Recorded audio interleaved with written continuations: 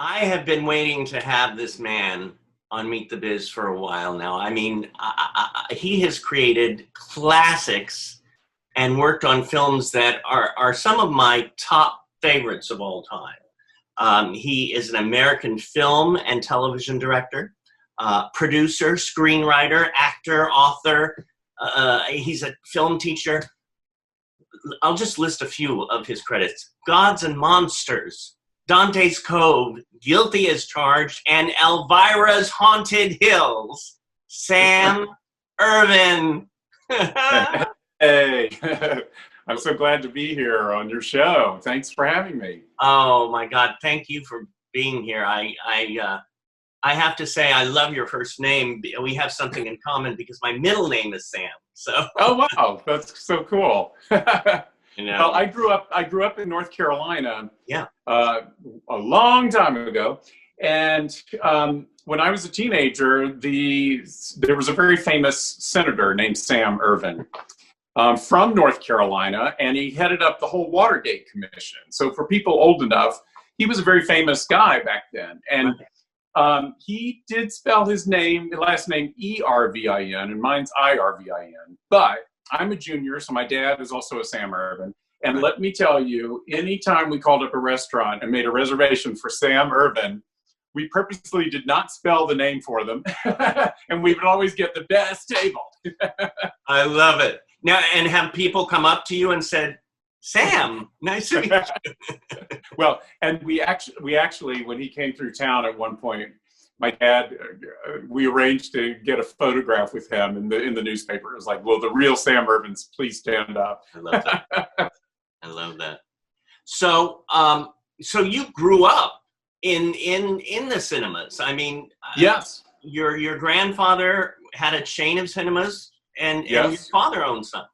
Yes, my grandfather was actually a district manager for a big chain of movie theaters, and he was the district manager for the Southeast and the Carolinas and Georgia and all of that. And my dad owned a competing chain of theaters in North and South Carolina. They had about 26 theaters.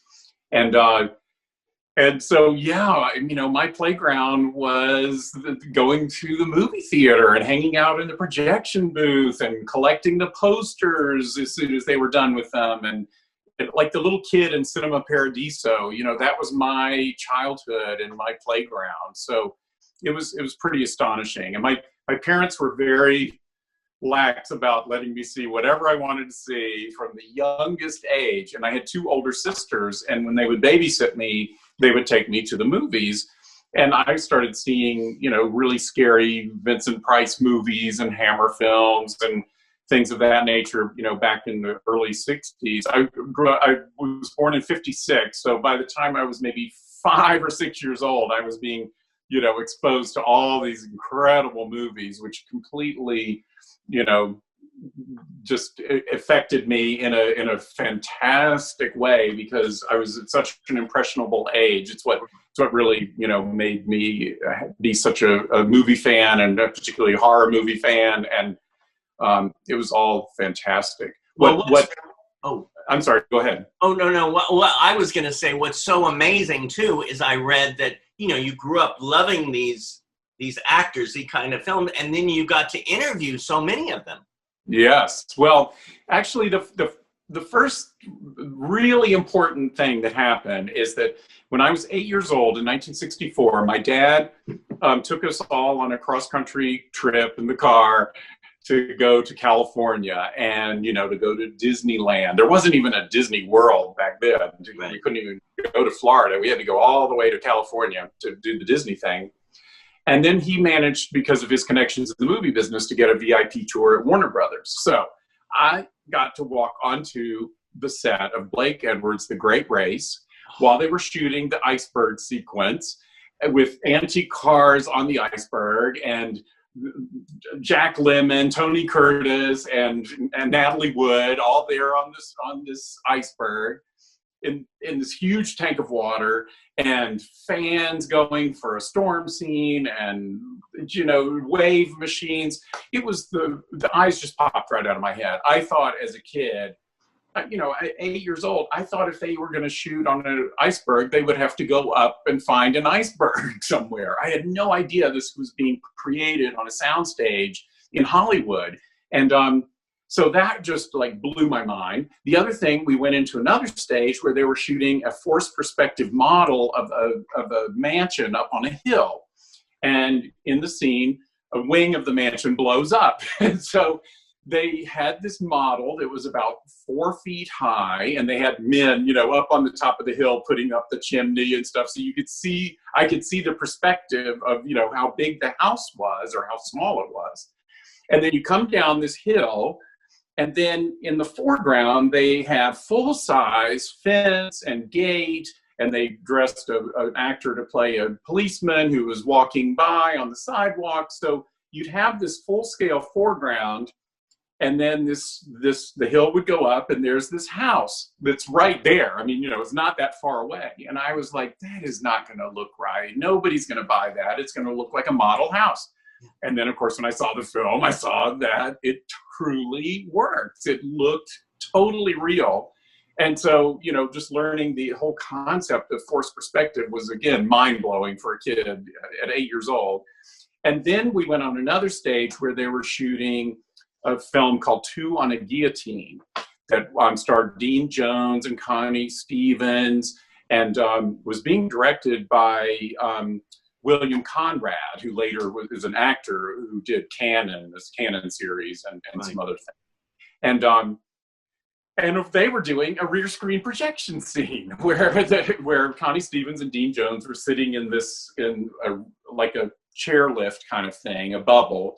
And they had a rear screen that was showing them, rising up in the air, and they're just sitting there. And again, it was just learning actually witnessing how they do this magic was just mind-blowing. And I just want to throw in there, meeting Connie Stevens, and literally 50 years later, I directed her daughter, Jolie Fisher, who is Carrie Fisher's half-sister, in a thriller called,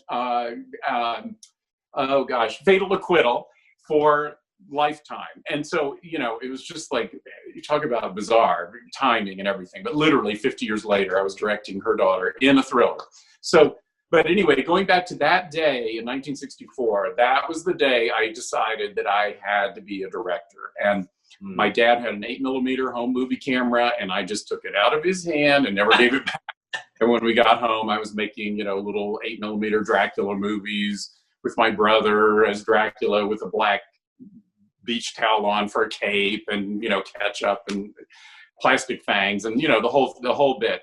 And I grew up, on famous Monsters of Filmland magazine and watching horror films on Shock Theater on TV, and then getting my dad to book.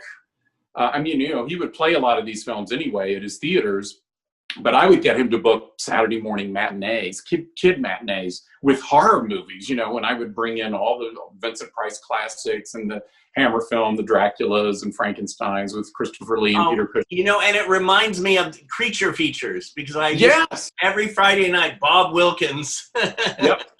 Well, unfortunately, our local station, they called it Shock Theater, and they had that same package of films that were syndicated. But they were so low budget, they didn't have a horror host. So I didn't get to grow up with a horror host. I'm just so depressed about that, because so many other, markets around the country had their local horror hosts it was all started with Vampira in the 50s. And then, of course, in recent, decades, it was Elvira and Svengoolie and all of these. But no, we didn't get to have our local horror host. Oh my gosh. And it's so interesting how, again, you grew up and you kept on doing it. Now, was your first love, you would say, directing? Yes. I mean, from the age of 8, I was a one-track mind. That's all I wanted to do, was to direct movies. And particularly, I loved horror films growing up. I loved all genres, and I still do. But something about horror films just really spoke to me. And as a closeted gay man, I realized, years later. My favorite film of all time is Bride of Frankenstein, and I always had an affinity for all the Frankenstein movies. And I realized as an adult that it's the outsider. It's the concept of the outsider. You know, the Frankenstein monster was never a monster to me. He was just a misunderstood freak of nature, like I was. Well, and what's so amazing there is, I mean, I have to say, one of my top 3 favorite movies is Gods and Monsters, and you produced that. Well, yes. And that was a dream come true. And to be able, we had a flash. For those who don't know, Sir Ian McKellen plays James Whale in the movie, who is the director. The best performance ever. Yes. Oh, I know. He should have won the Oscar, and he was nominated, and he should have won it. Damn it! It did win the Oscar for Best Screenplay. Bill Condon adapted the book by Christopher Brand, and it was fantastic. And we were so thrilled about that. And especially for a low-budget art film to win an Oscar was just unbelievable. Just incredible. Just the whole thing was just a dream come true. Lights, sound. Okay for sound. Action. The Bride of Frankenstein. A man with a legendary career behind him. Who's this new yard man? Mr. Boom might I thought something big. He came cheap. A man with his life still ahead of him. Hey, the master wants to know if you're free for lunch. I do have a lawn this afternoon. I'm free until then. Expect nothing fancy.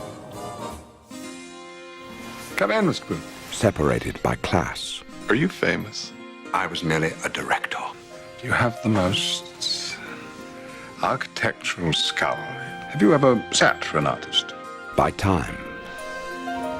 You were a soldier. I was an officer in the trenches. And by desires. All I know is bugger. He's a bugger. Does that surprise you? I'm not, you know. I did not think you were bugger too. They have nothing in common. Mr. Clayton Boone, my gardener. He's never met a princess, only queens. Except their humanity. I've spent much of my life outrunning the past. And now it floods all over me. I'm losing my mind. Every day a new piece of it goes, and soon there'll be none of it left. My condition will continue to deteriorate until the end of my life. Why are you here? Let's get this straight. What do you want from me? What do you want? Just back from the hospital already. You're chasing after boys. Oh, shut up. Man's gonna make up his life alone. A philosopher. Thoreau, with a lawnmower. Do you believe people come into our lives for a purpose?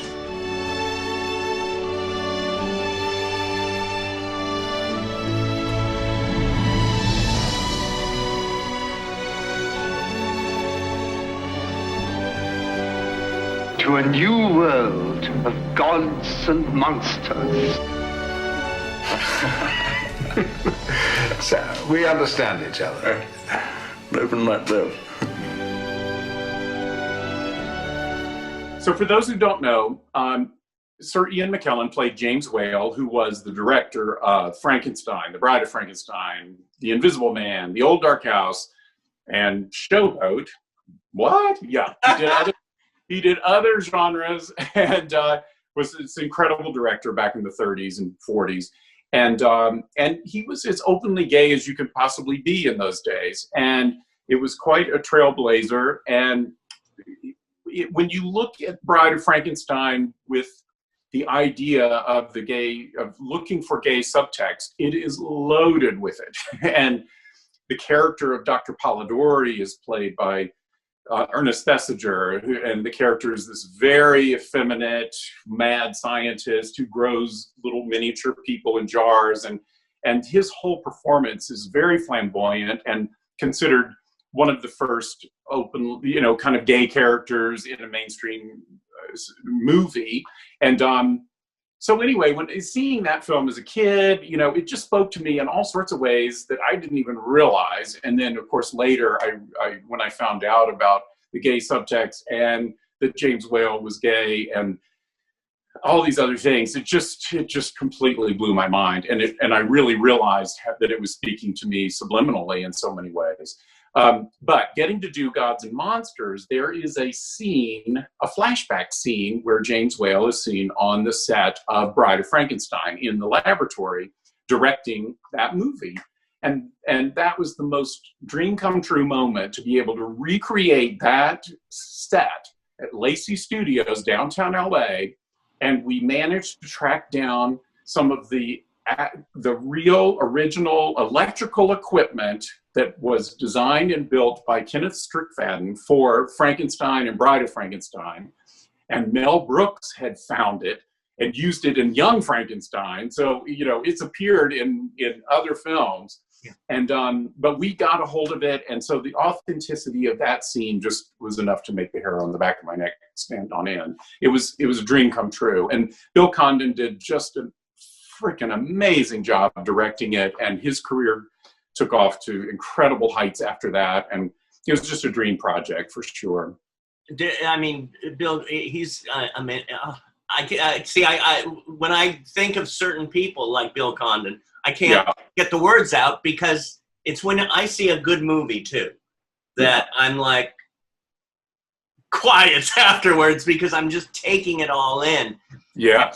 Again, that film, and to hear your stories of it, just gives me more excitement, because again, I can watch that movie and I still cry. I mean, I'm thinking of it now when he's just the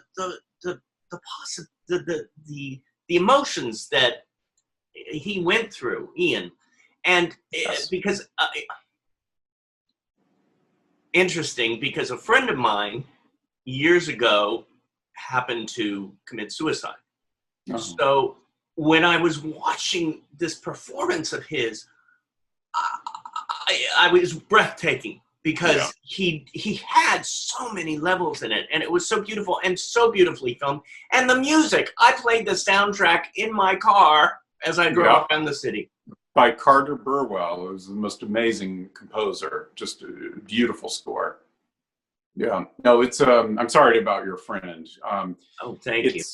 It is a very, very moving film, and it was interesting because it was the first time I had met Ian, to work on that film. And we all thought, here comes this great Shakespearean actor. This was before he had done Lord of the Rings and all these very big commercial films.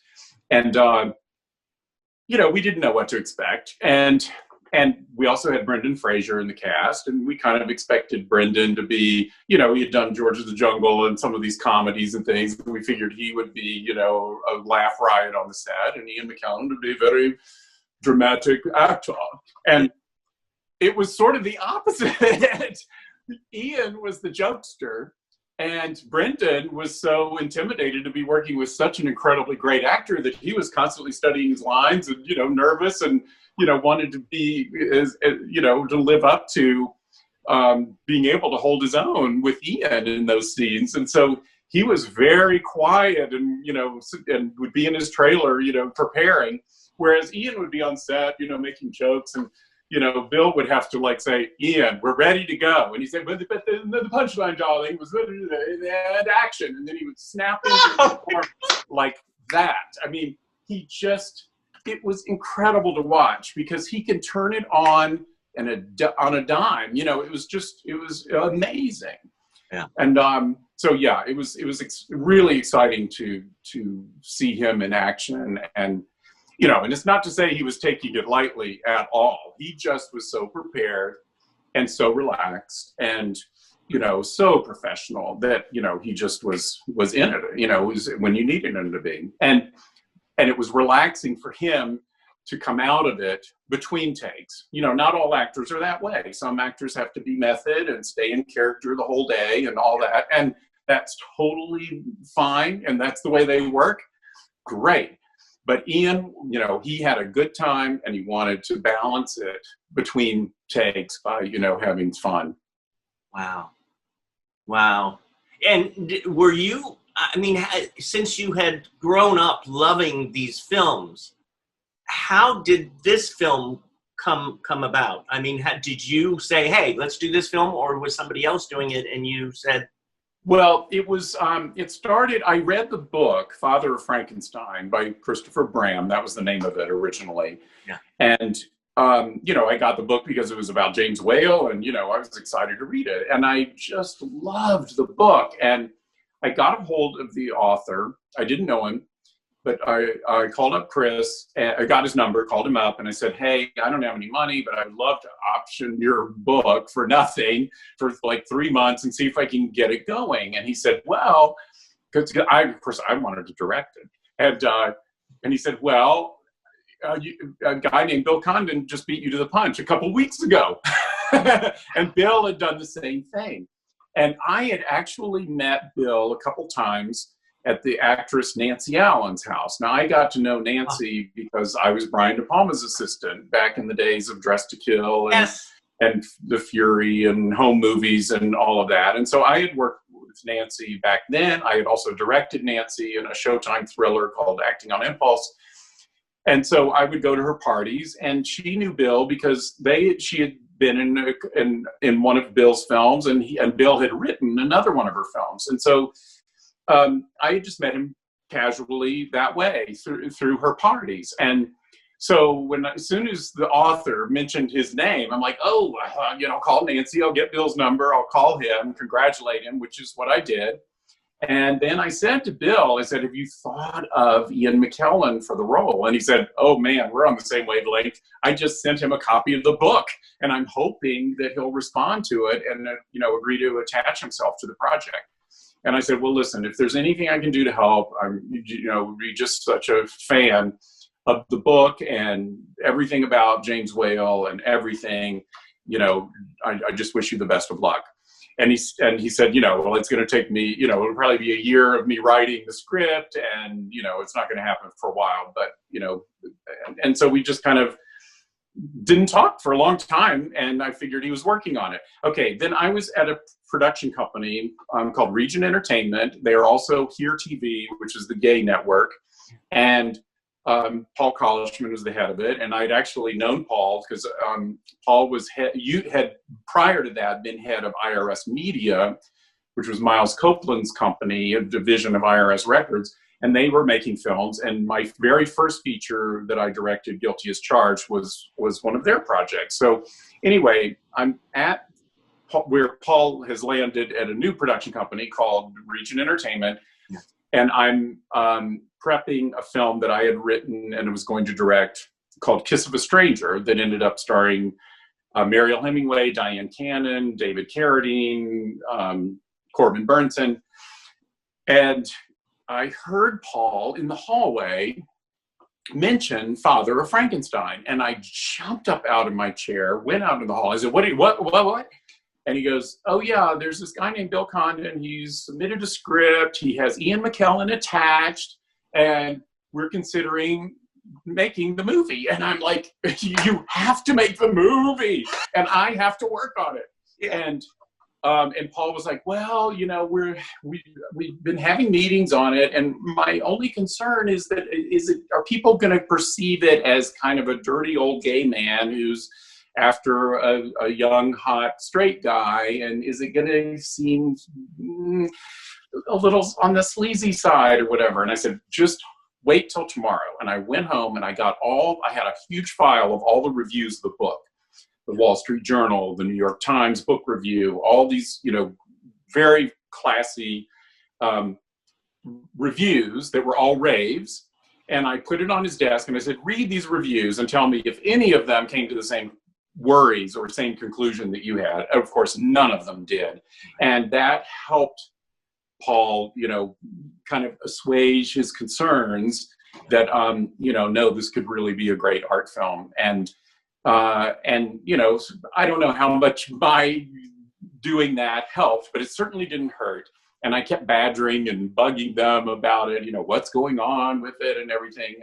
And then they finally did get the financing together, and I got to be the co-executive producer and was there on set every day. And I got David Skall, who's a very well-known historian and an author of many, many books on horror films, to come in and help me co-direct a behind-the-scenes making of, and we interviewed everyone we could find who had known James Whale, who was still alive. One of them being